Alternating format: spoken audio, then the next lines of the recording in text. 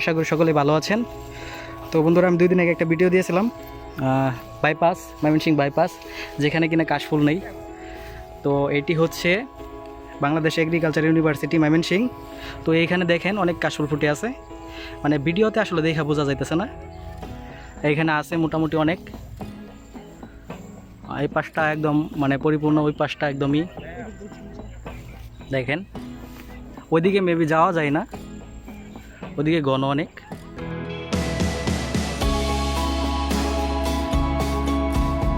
যদি কেউ আসেন এখানে আসেন, এখানে ফুল আছে।